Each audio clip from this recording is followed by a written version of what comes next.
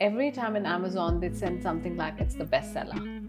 How does that happen? Every book ever published is an award-winning book. That's just marketing gimmick. Midlife gives you that perspective, but not everyone acts on it. We know enough friends and family around, right? In private, they might complain about what they like or not like about their work, about their relationships and stuff like that.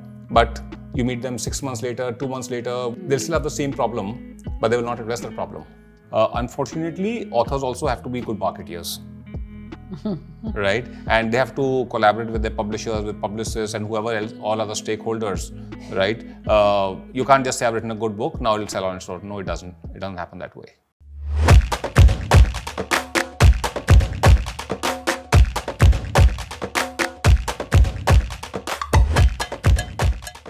Ajay, hello. Hi. Welcome to Second Act Podcast. And this is a revamp of all the episodes that we have done so far. And you are my 135th guest. We have released one episode per week for the last 135 weeks without a stop. And it's time to wrap up the 2023. And you have already been on my podcast once. Yeah. So I'm very excited to bring you back. I'm excited to be here. Because I'm now going to restart a series which is only focusing on midlife.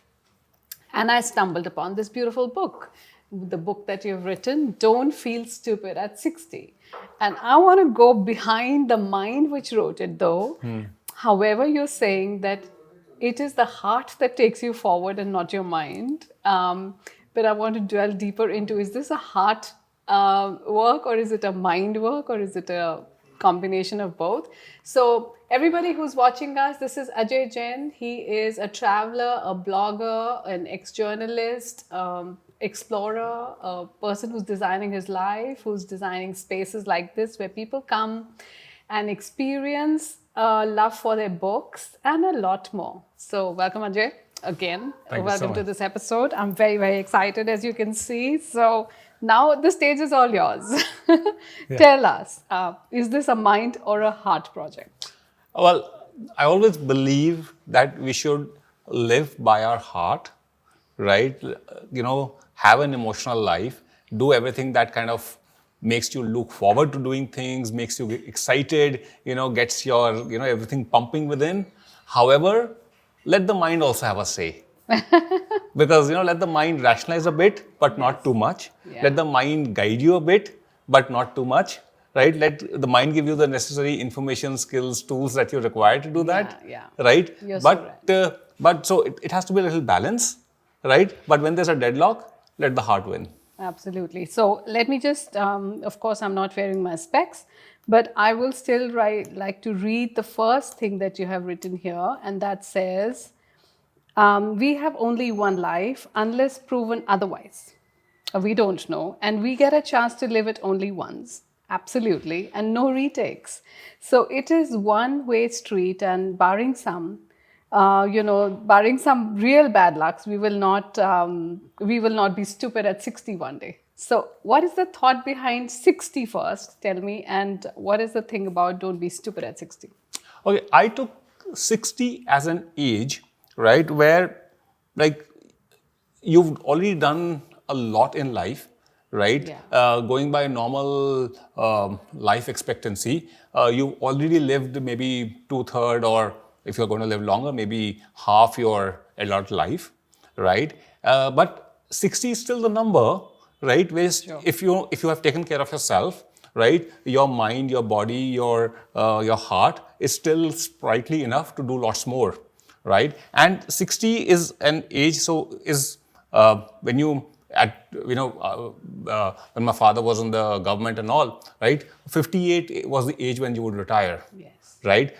Some departments allowed 60 or 62 to be the retirement age. Yeah. So that was the kind of age where you kind of moved into a new phase of your life. Yeah. Right? And so 60, I took 60 as a number to say, okay, when you reach 60 and you reflect back on your life, right? And you shouldn't feel stupid at an opportunity lost to have lived a life in a certain way. But, and even if there is some things which were like, you did not fulfill, or you felt there were misses in your life, right? There's still enough young years left beyond 60 that you can still live those. So the book is not about not reading when you turn 60, but reading much earlier, which provides you a little guidance. Okay, let me lead my life in a certain way, right? So that when I hit 60 and I look back, I say, okay, to the best of my ability and intent, I led a full life. This is great. However, when we are in a certain age, I'm not thinking how I will be leading my life going ahead, right? I'm sure when you wrote this book at 21, I think 21, right? No, I wrote this book when I was 42. No, in 2021. That's what I meant. Yeah, a little before that, yeah. Okay. So like about few years ago. Yeah. Did you start feeling in a certain way? Did COVID make something, because we were just passing around that phase of our life? So since I wrote this book before COVID, but I think it was just based on my own choices in life that I made, right? Because I came from a conventional background, right? I did engineering and then MBA and then the traditional careers in IT and everything, right? And then I started like kind of moving away from convention, from set norms that all my classmates and people from a similar background were following. I got into sports management, I got into journalism, I got into travel writing and photography and all that, not expected of people with credentials like mine, right? And then when I started looking around, I saw so many people are just following somebody else's agenda.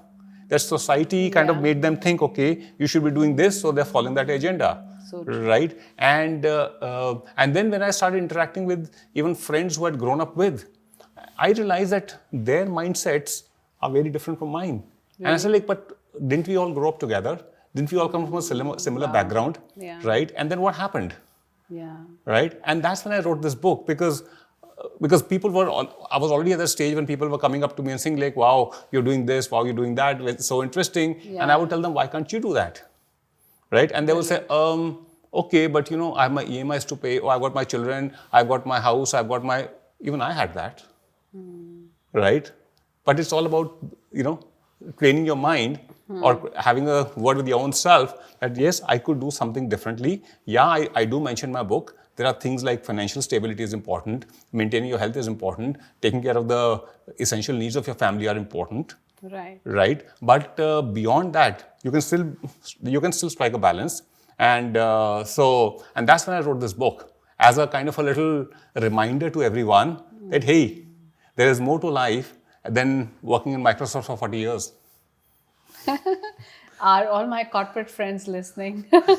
Because I've also just realized it too late. But yes, I think that I feel that, because I led my corporate life in a certain way, I'm able to do this part so much better. The generation of today is jumping into entrepreneurship too soon. Do you also feel that? Yeah, I think just today I was reading a book, and in that I was reading something to that effect that, we are impatient, we want to get things done fast, we want to close our eyes and open and suddenly things have happened, and patience is important. And again, like with everything else, there's no black or white, everything is in the gray zone. Right? So you can't say, oh, the younger generation is like that or the older generation is like that, right? And so as long as we are pragmatic, we are reasonable, we have, we balance things out. Yeah, it's good to have that youthful enthusiasm, that youthful impatience. But the youth also needs to be told that being passionate, being impatient is fine. But at the end of the day, you have to sit on the floor, get your hands dirty, go through the grind, no matter what you're doing. You could be making a Bollywood film, right? Which is one of the most glamorous jobs from the outside. But when you're inside, right, you still have to work very hard, right? You could be a multi-billionaire or a billionaire like Taylor Swift, right? But look at the hard work she went through or the hard work she puts in. You only see what she does on stage. How does she do what she does on stage is the grind behind. Yeah. And I think that documentary is very fascinating. It opened a lot for me as well. But thank you for bringing that up. So, Ajay, I know that you lead a very life where you're consciously building it every day. I also know that you carry your water bottle everywhere so that you don't have to be that person who's contributing to creating more plastic in the world.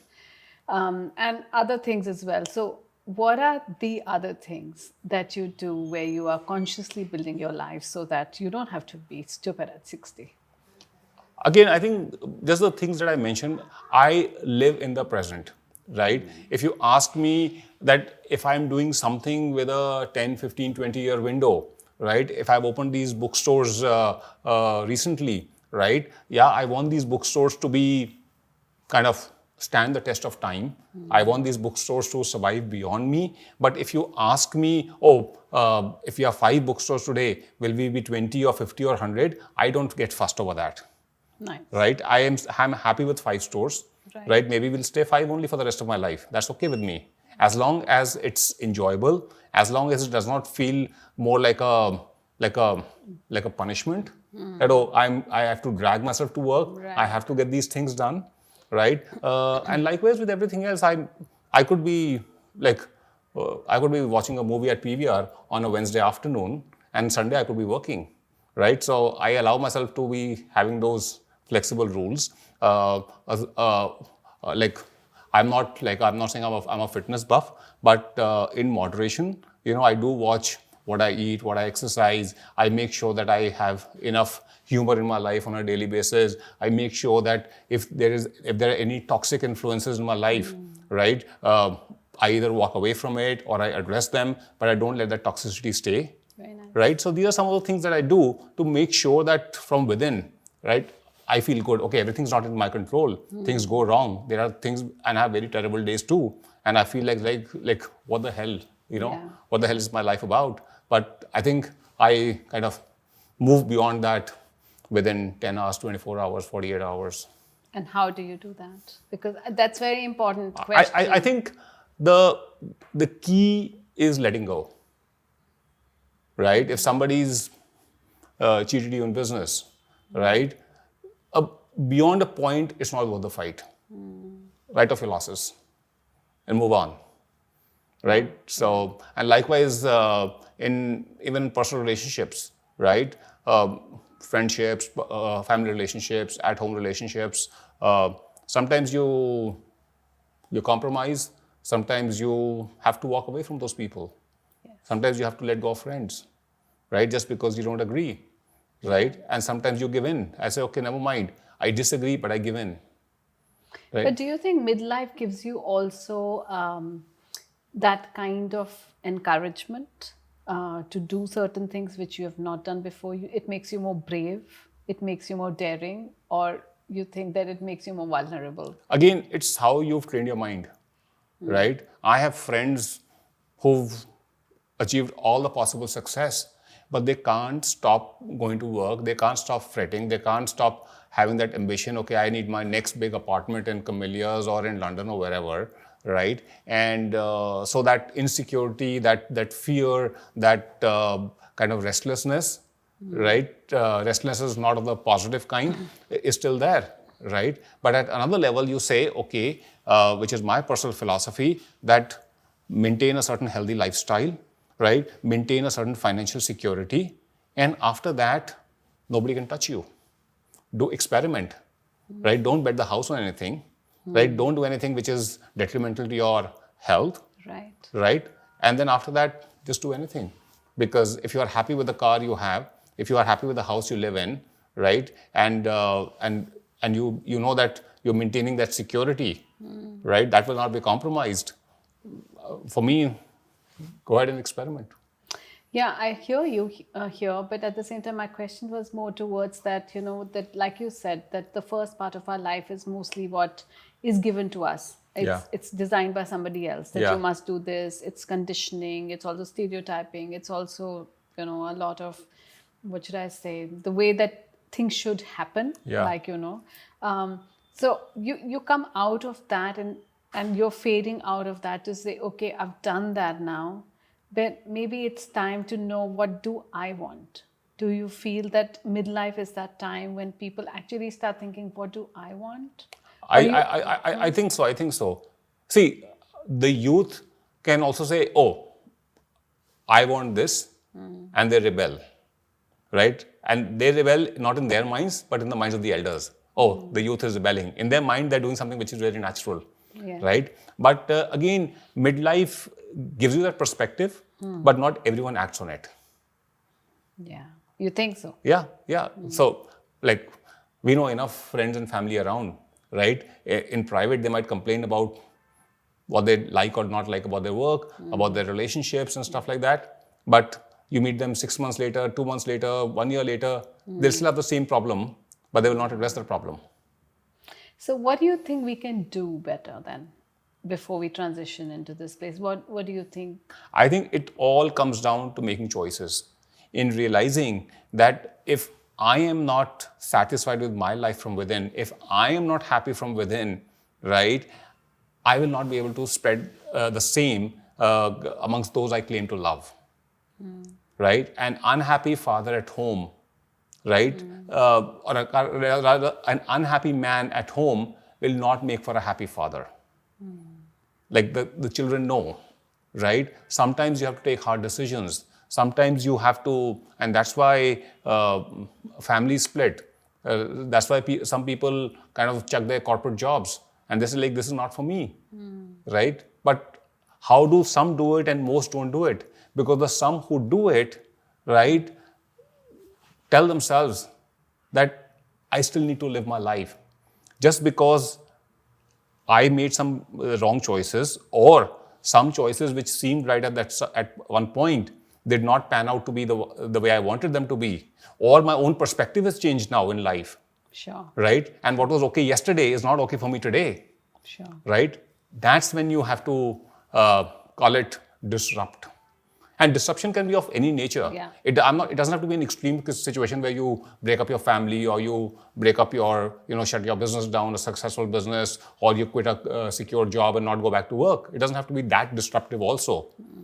It can be minor disruptions, right? You could be still holding your day job Monday to Friday, right? But Saturday or Sunday, you say, I want to be into theater, right? And then you start doing theater on Saturday and Sunday and say, this is my time. Saturday, Sunday, I will not take my work home.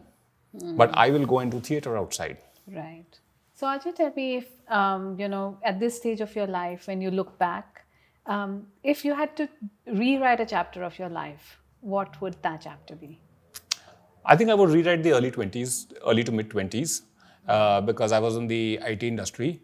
And while I learned a few things there also, but I think I could have learned more things somewhere else. Right? Maybe I went back to school at 31 to study journalism. Maybe I could have brought everything forward by 5 years, right? Gone back to school maybe at 25, 26. So that's one phase I would like to actually kind of rewrite. And now if I ask you if you had to write a chapter for yourself, reaching this place, what would that be? I think going by my personal interest, what I seek most, if there's one thing that I would focus on mostly, is writing more books. Wow. How many have you written so far? So I've written 11 printed and about 50 ebooks. And 50 ebooks also. Wow. Yeah, and I also know that while it may seem a big number, I know that since I wrote my first book in 2007, I could have written more. But for my phases of one, procrastination, and number two, also going off on different tangents, doing different things at work when I should have been working on what I'm best at, which is writing and photography. So that's another chapter that I could actually kind of modify in my life, not remove, but modify, improve. But going forward, the one thing that I really, really want to do is write more books, write better books, and be an author who's more widely read. Yeah, and I want to ask you this question. In the age of AIs, okay, and everything is coming together, it's so now easy to write a book because you get prompts, you get written text, you get everything.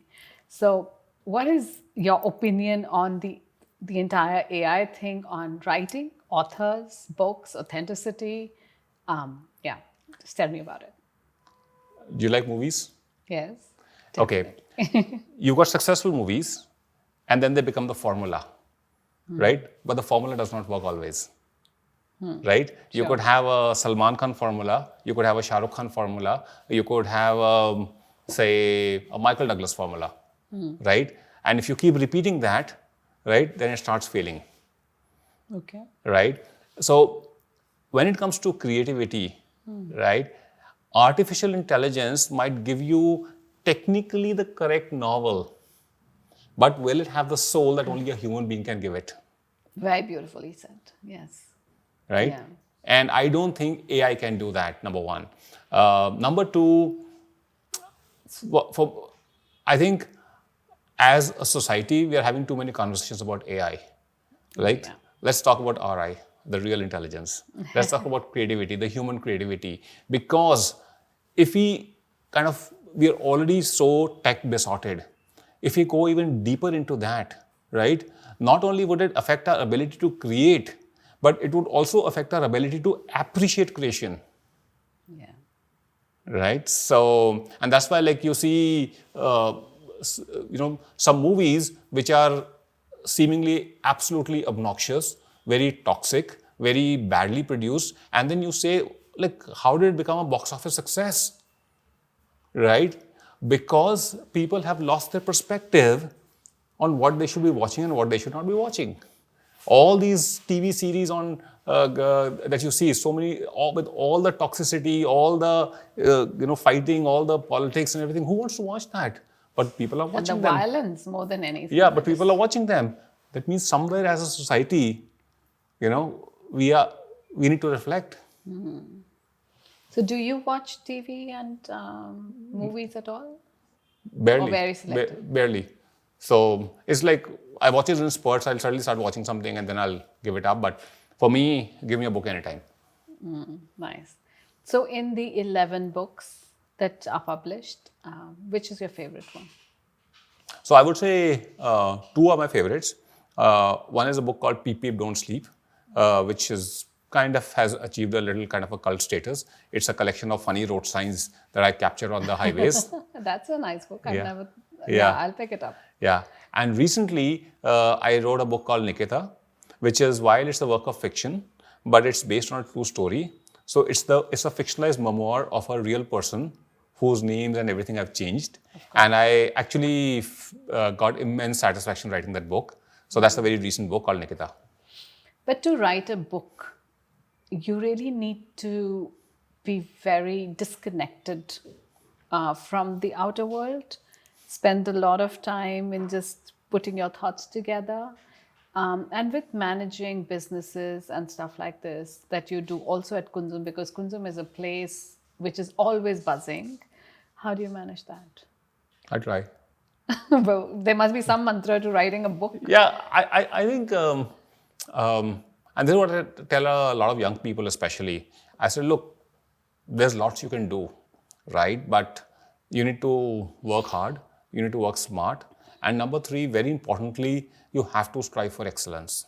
You have to strive for kind of whatever you do, doing a good job of it, right? And yeah, then you just have to balance. And I understand that a lot of people can't do this balancing act of multiple things.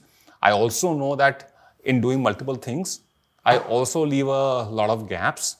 There's still a lot of things I have shortcomings, or things which don't realize the full potential because I was doing multiple things.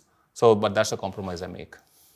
But tell me something, if you really had to tell somebody, what are the things that one can bring to start writing?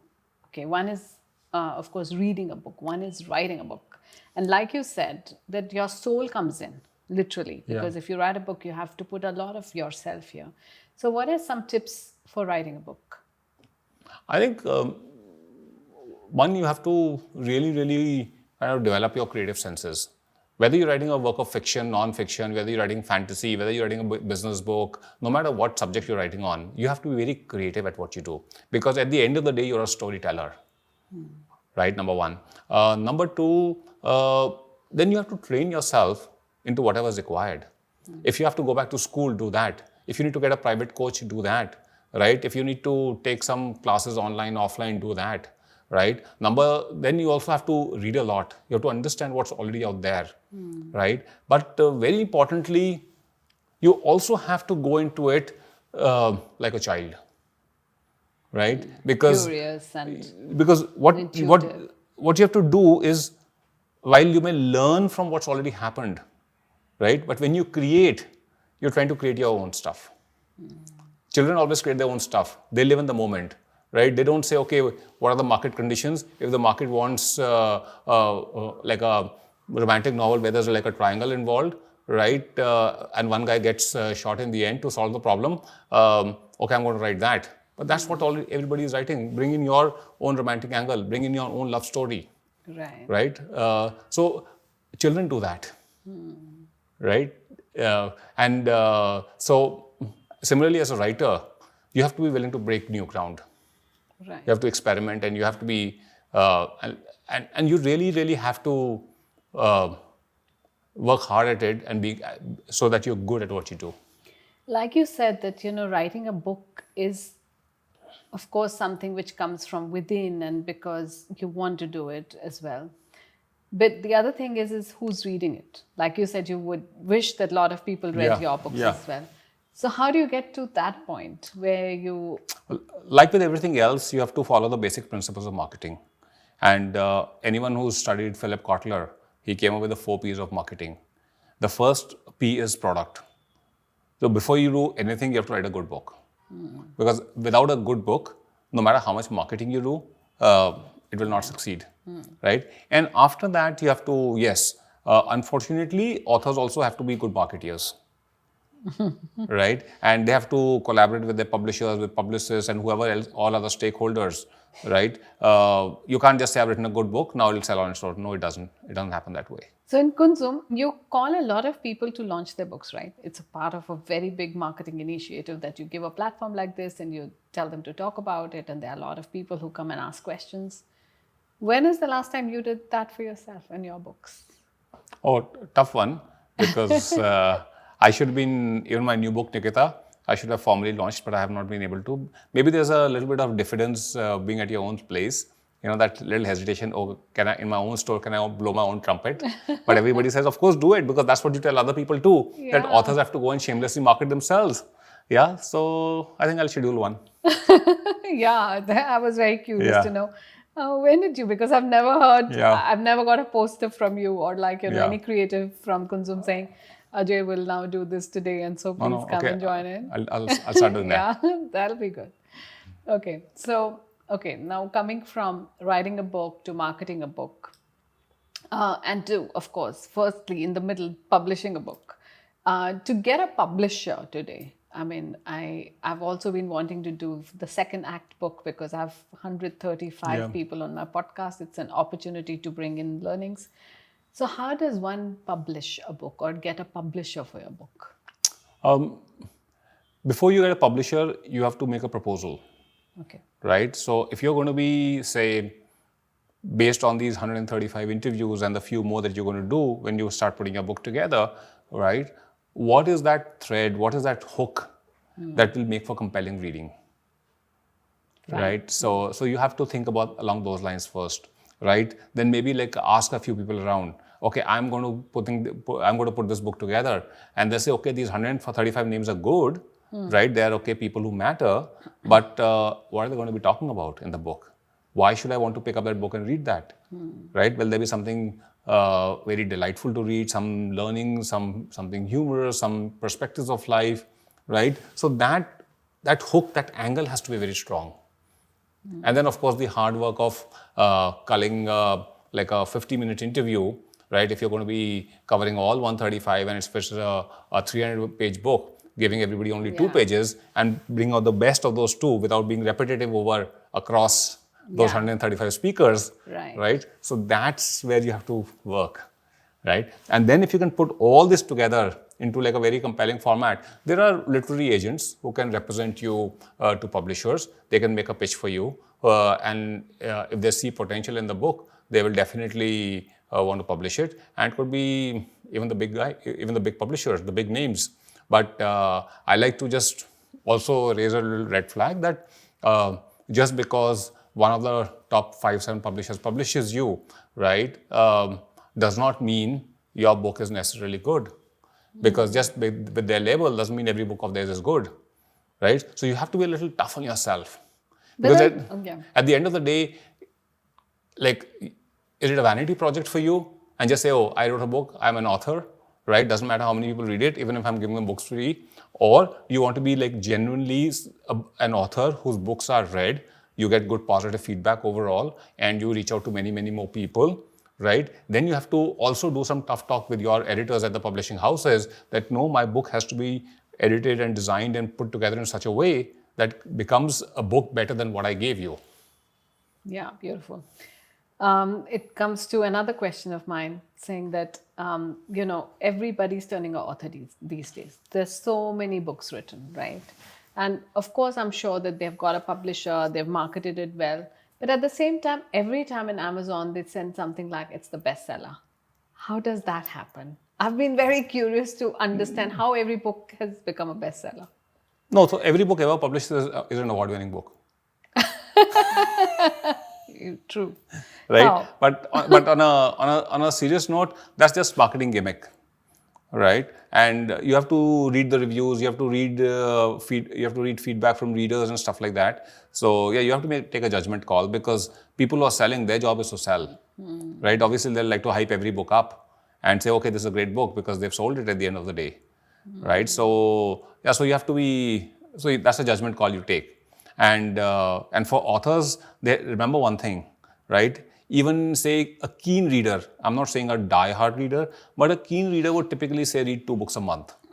That means they're reading about 25 books a year, right? Now, how do you ensure that your book is one of those 25?